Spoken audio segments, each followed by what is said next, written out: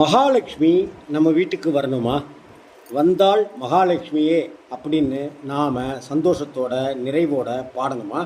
அப்படின்னா சாப்பிட்றதுல ஒரு ஒழுங்கு, ஒரு நேர்த்தி இருக்கணும். சாப்பிட்றதுல ஒழுங்கு இல்லாத வீட்டில், நேர்த்தி இல்லாத வீட்டில் மகாலட்சுமி உள்ளேயே வரமாட்டாள் என்கிறது தேவி மகாத்மிகம். கூழானாலும் குளித்து குடிலாம் சொல்லப்பட்டிருக்கே.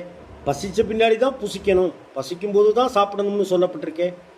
பல்லு விளக்காமல் கூட எதையும் செய்யக்கூடாதுன்னு சொல்லியிருக்கே. அப்படிப்பட்ட சமயத்தில் தூய்மையான உணவை உட்கொள்ளணும். சாப்பிட்றதுக்கு முன்னாடி தண்ணீர் அருந்தணும். சாப்பிட்ட பிறகு தான் தண்ணீர் குடிக்கணும். சாப்பிட்றதுக்கு முன்னாடி அதை இறைவனுக்கு அர்ப்பணிக்கணும். ஒரு நிமிடம் மனதார கடவுளை வணங்கணும். அதே போல் கிழக்கு நோக்கி சாப்பிட்டா நலன்கள் பல விளையும் என்பதெல்லாம் ஐதீகம். ஆகவே மகாலட்சுமியை மனதில் நினைத்து கொண்டு நேர்த்தியோடு ஒழுங்கு